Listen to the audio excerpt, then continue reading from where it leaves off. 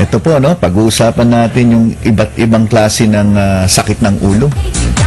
Well, siguro naman lahat po tayo ay nakaranas na sumakit ng ating ulo. Maari pong paggising sa umaga, sumasakit na yung ulo. Maari naman po na dahil sa sobrang pagod, sa sobrang stress sa pang-araw-araw, sumasakit din ang ulo. Yung mga problema, mga iniisip, mga masasabi na rin natin siguro, pollution, yung amoy ng tambutso, yung amoy ng sigarilyo. O kaya, maski na mabango yung amoy, pwede rin na sumasakit din ang ulo nyo. Maalingasaw sa bango si misis, halimbawa. So, pag sinabing sakit ng ulo, parang napaka-general naman yung description. Halimbawa, sabi ng isang tao, masakit ang ulo ko sa kakaisip. Masakit ang ulo ko sa siguro sa kain. May mga pagkain na nagpapasakit din ang ulo. So hanggang hindi natin ma-identify kung ano yung mismong dahilan, mahirap nating gamutin yan. Hindi naman solusyon yung iinom ka lang ng pain reliever. Halimbawa, yung iba dyan, inom ng paracetamol, mefenamic acid, yung mga ganyan. Pero baka bumalik naman ang sakit ng ulo kung hindi nyo na-identify kung anong dahilan. So ang purpose ng ating lecture ngayong hapon ay para intindihin natin ano ba yung sakit ng ulo na yan? Yan ba may kasamang parang tinutusok o parang binabare ng inyong ulo? Ang tawag doon ay throbbing pain. O kaya splitting pain, parang binibiyak. So, ibig sabihin, may kinalaman pala yung klase ng sakit ng ulo. Kaya may mga doktor tatanungin ka, Mrs., paano nyo po ba i-describe yung sakit ng ulo? Pagdating nyo ng emergency room, talagang masakit na masakit ulo nyo. Tinanong kayo, Mrs., ano pong masasabi nyo? Bakit po, ano bang description nyo? Aba, magagalit pa. Ano, doktor, masakit na nga ulo ko, tanong ka pa ng tanong. Kasi nga yung tanong, may kinalaman doon sa paraan ng gamutan. Halimbawa, masakit ang ulo, tapos tatlo ang tingin mo sa isang tao. Abay, baka naman may tumor tayo dyan sa ulo. Baka meron pong bukol dyan na lumalaki at merong naiipit na ugat. Tapos yung ugat na naipit ay may kinalaman sa inyong paningin. O, di ba? So, pag tinanong kayo, sasabihin nyo. O kaya, yan bang pagsakit ng ulo nyo sa kaliwa lang o sa kanang bahagi ng ulo? O buong ulo nyo sumasakit? O, meron din ibig sabihin yan. Yan bang sumasakit ng ulo nyo ay may kinalaman ba sa tagtaas ng blood pressure? O kaya, masakit ang batok nyo, sumasakit din ang ulo nyo, may arthritis ka pala sa batok. So, ang dami pala, no? Ang dami. Pag walang pera, sino sa inyong mga nakikinig na masakit ulo, pag walang pera, tapos dumating na yung bayarin? Sige nga. O, kita nyo. Ako, sabi, I'm sure, marami nakikinig yan. Ako yun. O, sino sa inyo sumasakit ng ulo dahil asawa nyo, lasenggo? O, di ba? Kita nyo, baka mamaya may nag-aaway na dyan. Swerte nyo, di ko lang kayo nakikita. Pag nakita ko kayo, pag-uuntugin ko po kayo. So, different types of headache. Number 1, yung madalas natin marinig, migraine. Number 2, tension headache. Number 3, mixed headache. Abay, kung may mixed nut, meron pong mixed headache. Cluster headache. At yung tinatawag na sinus headache. Ay ba sa sinus headache, wala na tayo masyadong papaliwanag dyan. Meron kang sinus. Ano ba yung sinus? Ang ibig sabihin ng sinus po, no, butas. Yan ang mga hindi nalalaman ng iba eh. Dok, wala akong sinus. Lahat tayo may sinus. Pero, pag merong problema doon sa ating sinus, ang tawag sinusitis. Ibig sabihin, may infection doon sa mga butas. So, ano yung butas na yun? Kasi ang ating bungo, meron po mga butas, frontal, maxillary, ethmoidal, mga butas yan kung saan labasan ng mga plema, labasan ng mga sipon, ng mga fluid. Ngayon, nagbarado yung butas na yan. Adi, andyan na. Meron kang sipon. Ngungu ka. Madalas masakit ulo nyo. Di ba? Pag may sipon, masakit ng ulo. Pag bumahin ka naman ng ganyan, pati tenga mo, parang punong-puno ng hangin o kaya may tubig. Kasi connected yung ilong tsaka yung tenga na may kinalaman naman sa balance. Kaya nahihilo, masakit ang ulo, sinusitis yan. Tapos may kasamang baradong ilong, hirap huminga, sinusitis, kaya sinus headache. O yan, di tapos na tayo doon. Alisin na natin yung sinus headache. O migraine naman, pag-usapan natin yung migraine. Yung migraine galing sa salitang hemicrania. Galing sa salitang Greek. Ang ibig sabihin ng hemi, kalahati. Ang ibig sabihin ng crania, bungo. So, doon pa lang sa salita, kalahating bungo. So, pag sumakit ang ulo mo at kalahati lang, mapakanan lang o kaya kaliwa lang, ang tawag migraine.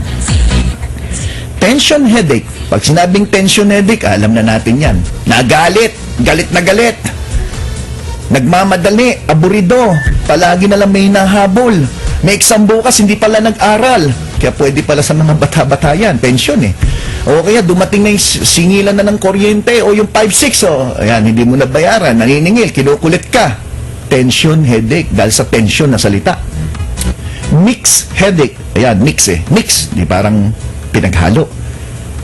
Pwede rin tawagin na transform migraine. Ibig sabihin niya, combination niya ng migraine headache saka yung tinatawag na tension headache.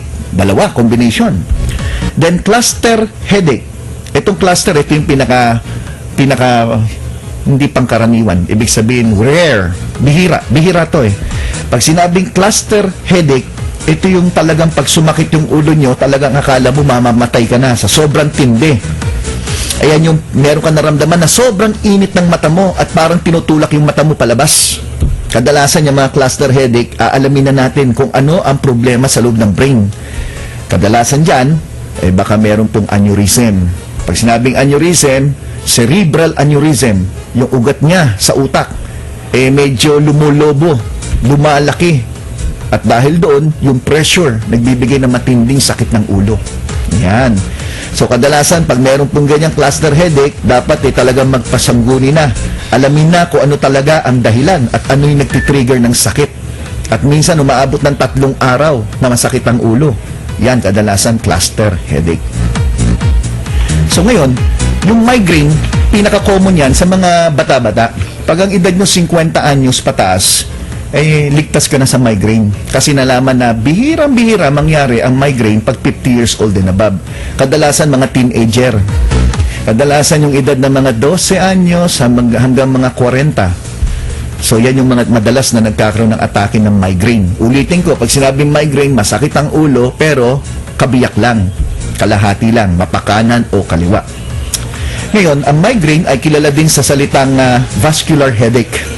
Vascular headache. So, pag sinabing vascular, may kinalaman sa blood vessel, sa ugat. Either bukang-buka, nakadilate yung ugat, o kaya nagkaroon ng contraction ng ugat, kung saan naapektuhan ng blood flow sa inyong brain. Dalawang klase ang migraine. Isang tinatawag na common, at yung isa naman tinatawag na classic. So, doon muna tayo sa common migraine. Pag sinabing common migraine, ito yung dahan-dahan lang na sumasakit ang ulo nyo. Ang naramdaman nyo ay parang pinupukpok, parang sinasaksak, parang binabarena ang isang bahagi ng inyong ulo. Yan. Meron ba sa inyo nakaramdam yan? Kadalasan, ang sakit ay tumatagal ng 2 oras o 3 araw. Depende kung nabigyan nyo na ng panlunas, no? Para mabawasan yung pain. Ang sakit kadalasan ay nandito lang po sa gilid, sa pinatawag na temple. Pwedeng sa likod ng inyong tenga o sa may gilid, kung saan po nakasuksok yung inyong salamin. Diba? Kung saan nakahook yan sa may tenga nyo, dyan banda, ang masakit. Ang sakit naman ay maaari may kasamang pakiramdam na naduduwal, nasusuka, lumalabo ang paningin, at minsan, pakiramdam nyo parang pinapardibli ang inyong braso. Pwede ang arm o kaya forearm, pati ang inyong mga daliri. So kung kayo po'y sumasakit ng ulo, tapos kalahati lang, pagkatapos may kasamang parang nangangalay o namamanhid o parang tinutusok-tusok ng pardibli ang inyong braso. Kasi sa Tagalog, braso, ang braso kasi mula dito sa kamay hanggang dito sa balikat. Pero sa English kasi, forearm saka arm. Diba? Arm, tapos forearm. Okay. Then, ang sakit, tulad na sinabi ko, maaaring umabot ng 3 araw. Ang classic naman, halos pareho ng common migraine. Ang pagkaiba, ang classic may tinatawag na aura. Aba, may aura-aura ka pa, ha? Ang aura, medyo nagbago ang inyong pagsasalita. Parang medyo bulol ka ng konti. Tapos, may kasamang pangihina ng buong katawan. At may pagbabago sa inyong paningin at pangamoy. Yan yung tinatawag na aura. So, kung meron sa inyo na inaatake ng sakit ng ulo, tapos kalahati lang. Tapos, napansin mo, kung magsalita ka, nabubulol, headache, yung mga ganyan. Yan yung tinatawag na classic migraine. So, sino kadalasan nagkakaroon? Mga teenager, kadalasan yung mga edad na 12, 13, 14, hanggang sa mga 40 anyos, hanggang 45 pwede. Mas common sa babae. So pag tinanong kayo, sino ang madalas nagkakaroon ng migraine? Ang babae o lalaki? 3:1. Sa 3 babae, 1 lalaki nagkaka-migraine. 90% ng mga pasyenteng nagkaroon ng atake ng migraine ay hindi pa umabot ng edad na 40 anyos. At bihirang-bihira na to kung ang edad nyo ay 50 anyos pataas. Bagamat ang pinaka-eksaktong dahilan kung sino nagkakaroon ng migraine ay hindi pa alam hanggang ngayon, nalaman na marami pong mga triggering factors. Ibig sabihin ng triggering factors, mga bagay na pwedeng humantong sa atake ng migraine. Ano po yun? Tandaan nyo po itong sasabihin ko. Kung meron kayong anak o kaya apo, mga lolo at lola, na madalas dumaing na masakit ang ulo at kalahating bahagi lang ng ulo, sabihin nyo po sa kanila, huwag kang kakain ng tsokolate, huwag kang kakain ng keso, at huwag kang kakain ng mani. Lolo, makinig kayo. Keso, tsokolate, mani. Nalaman na itong 3 mga binanggit kong pagkain ang pangunahing dahilan ng pag-aatake ng migraine ng isang bata-bata o mga young adult na tinatawag. Bagamat marami sa iba na, Dok, hindi naman ako kumakain ng tsokolate, hindi naman ako kumakain ng mani, hindi naman ako kumakain ng keso, bakit inaatake pa rin ako ng migraine? Kasi yung iba, hindi naman dahil sa pagkain ng dahilan. Pwedeng alak. Yan. Yung nagsasabi na red wine is good for the heart. Yung red wine po, matindi magbigay ng atake ng migraine yan. At anumang may alcohol na inumin. Pati po yung mga maasim na pagkain, mga prutas, mga citrus fruits, dapat iwasan din. Huwag kayong magpapaliban ng pagkain. At ang pinakamahalagang pagkain sa buong araw ay ang almusal. Kaya karamihan ng mga nagkakaroon ng migraine ay yung mga nagtatrabaho sa opisina o kaya nag-aaral na nagmamadali sa umaga at hindi na kumain ng almusal. Pagdating ng eskwelahan at pagdating ng opisina, inaatake sila ng migraine, sinabayan pa ng stress sa kanilang pag-aaral o stress sa kanilang trabaho. Yung mga nagbabago ang kanilang pagtulog. Halimbawa, mga nagtatrabaho sa call center, 1 linggo pang umaga, biglang 1 linggo ginawang panggabi. Yung mga taxi driver na nagbe-24 oras ang biyahe, tapos matutulog na lang sa kinabukasan. Mga bumbero, mga police, yung mga nagjo-duty sa gabi.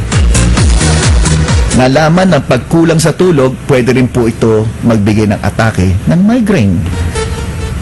Mga babae may hormonal changes tulad ng mga nagme-menstruation. Maraming babae pag malapit na ang buwan ng dalaw, inaatake ng migraine, sumasakit ang ulo. Swerte ni Lola. Kaya mayroon ding advantage ang nagiging matanda. Unang-una, may 20% discount ka na, pati sa fast food.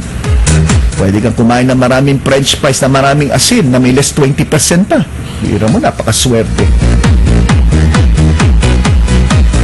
Pagkatapos, yung mga babaeng umiinom ng contraceptive pills, yung mga babaeng ayaw magbuntis o kaya mga babaeng irregular ang regla, umiinom ng mga hormonal replacement, may dagdag panganib na magkaroon ng migraine attack. At itong mga oral contraceptives ay maaari din magpataas ng inyong blood cholesterol. Ayan. Yung mga sumasakit ng batok at likod, usually tension headache yan. Paano nyo malalaman kung masyado ka ng tensionado sa pang-araw-araw? Ang unang-unang sumasakit, upper back tsaka batok. Dito po, magkabila. Tapos dito, sa may batok, sumasakit yan pag sobra-sobra na tension nyo. Kaya kagaya ngayon, parang masakit nga likod ko ngayon, saka batok Ay, natetense din ako tao lang po. Ano pa? Mga nagkukos ng migraine. Ito, very important itong aking lecture, Kasi akala ng iba, pang matanda lang ako. Ito, pang bagets itong pinag-uusapan, migraine.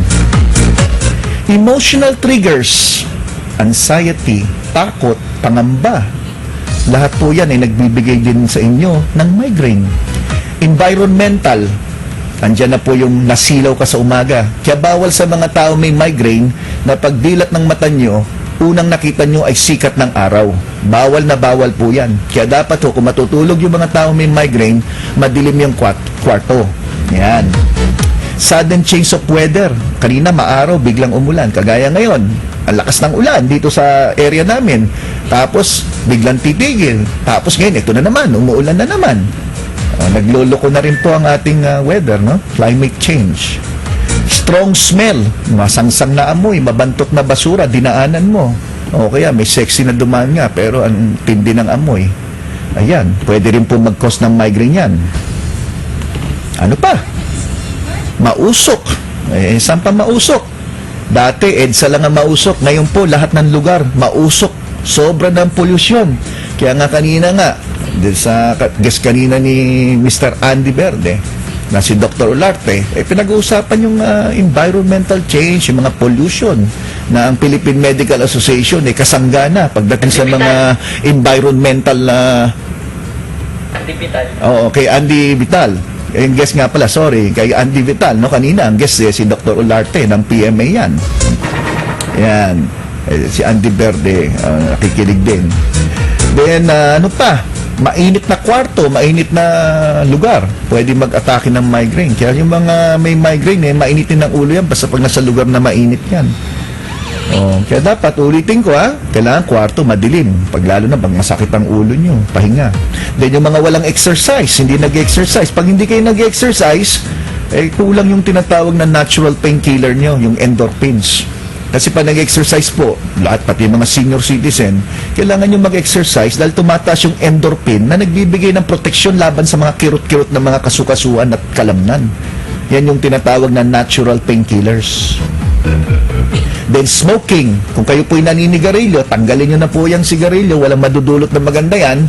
Yung nicotine, saka yung carbon dioxide po, ay nagbibigay po ng paninikip o problema sa inyong daluyan ng dugo sa utak. Kaya pwede kayo magkaroon ng migraine. So, ano yung mga dapat nyong gawin? Ano bang recommendation ni Dr. C? Number 1, kung kakain po kayo, kailangan kumain kayo ng tama. Kailangan po, hindi pwedeng busog na busog, hindi naman pwedeng gutom na gutom. At wag na wag nyo pong kakaligtaan yung almusal. Pero syempre, kakain kayo ng tamang almusal. Kung kumakain nga kayo ng almusal, ang kinakain nyo naman tuyo, bacon, hamon, ano pa, chorizo bilbao, talaga naman mamantika lahat yan. Bawal po yan. O kaya danggit. Sarap, di ba? So, kung kakain kayo, paunti-unti lang. Pero kailangan na nutritious ang inyong kinakain. At wag na wag kayo magpapalipas ng gutom. Almusal, tanghalian at hapunan. At ang mga pagkain na babanggitin ko na mayaman sa tinatawag na tyramine, isang uri ng protina, ay nalaman na nagbibigay din ng atake ng migraine. Number 1, aged meats. Anong aged meats? Matandang karne. Yung ba ibig sabihin nun? Pag matanda yung baka, pinatay mo, kinain mo? Ay, hindi. Ibig sabihin lang yan, yung mga process, yung mga dilata, yung mga may food coloring, may preservative. Avocados. Alam nyo po yung avocados, maganda yan, no? Lalo sa mga lalaki. Tumutulong daw yan sa, sa libido o gana sa sex. Pero nalaman din na sobrang kain ng avocados ay pwede pala ito magbigay sa inyo ng migraine. Banana, hindi pwedeng sobra. Beer, huwag kayong inom ng sobrang beer. Cabbage, buti na lang O beer nakalagay rito Ito po'y binabasa ko lang po kasi ayoko naman sabihin na ako nagsabi bawal ang beer. Pero kung inom kayo ng beer, kung talagang gusto nyo mag-beer, beer na beer ang inumin nyo. Sponsor dito yan, syempre. Pero, pag may migraine kayo, huwag kayong inom ng beer, Ayan. Canned fish, mga sardinas. Sardinas. Wala naman ako sinabing masama, Baka mamaya, matanggal ako dito sa istasyon dahil sinabi ko, wag uminom ng beer. Sabi ko, bawal uminom ng beer pag may migraine. Tsaka pag meron kayong mga sakit na pinagbabawal ang beer. Pero kung gusto nyo uminom ng beer, beer na beer. Hindi ko po pinopromote yan.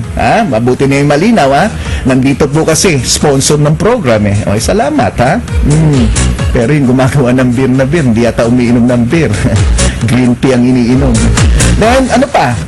Bawal ang dairy products. Yung mga sobrang mantikilya, yung mga ganyan, Iwasan niyo yan. Tapos yung cheese. Yung cheese, tomatoes. Ano ba yung tomatoes? Kamatis, yan. Saka wine, mga nabanggit ko. Bawal din na hotdog. Makain ng hotdog. spicy foods, bawal yan. Mga may betchin, nabanggit ko na yung tsokolate, mani, keso. Then, aspirin, gamot yan. Pero minsan, pag wala ka namang migraine, atakin ka ng migraine. Nitrites, yung mga preservative na pampakulay ng mga tapa, longganisa. Exercise regular, masahin ng konti sa batok para relax. Maglagay ng ice bag kung inaatake ng migraine. Maganda po yan. Then, iwasan ng sigarilyo. At importante po, kung masakit ang ulo dahil sa migraine, pwedeng uminom ng coffee. Black coffee, 1 o 2 tasa. Pag may atake ng migraine, pwede. Nakakatulong po mabawasan ang sakit ng ulo nyo. Pero, kung wala kayong atake ng migraine, pag uminom kayo ng kape, pwede ka naman magkaroon ng migraine. Abay, sala sa lamig, sala sa init Baliktaran Ulitin ko pag may atake ng migraine, uminom ng black coffee, pwede makatulong po yan. Pero kung wala kayong migraine, di kayo naatake, pag uminom ka ng kape, pwede ka naman atakehin. Tapos pag inom nyo ng black coffee, humiga kayo sa kwartong malamig at madilim. Pahinga lang kayo, lagay ng ice bag sa ulo. Kung saan yung masakit, lagyan mo ng ice bag. Pagkalipas lang mga 15 to 30 minutes, at least, nabawasan na dapat ng kalahati ang sakit ng ulo nyo. Kailangan madilim, malamig, Lolo, alam nyo na po yung sinasabi ko, saan yung madilim at malamig, Nakakatulong na malaki sa inyo yan. Pero wala pong sinabi na may salamin sa kisame. Then, kung meron po kayong sakit ng ngipin na nagkukos ng migraine, dapat patingnan nyo po sa dentista. Nalaman na may mga pasyenteng may bulok ng ngipin na inaatake ng migraine. So, yan po ang ating health seminar on air. Dito po sa Gabay sa Kalusugan. Naintindihan niyo po ba yung paliwanag ko? Naintindihan nyo? Paano ko malalaman kung naintindihan nyo? Sige, bigyan nyo nga ako ng clue. Paano ko malalaman kung naintindihan nyo? Pwede bang daanin na lang sa palakpak? Yan! Thank you. Maraming salamat po sa mga nakakaintindi.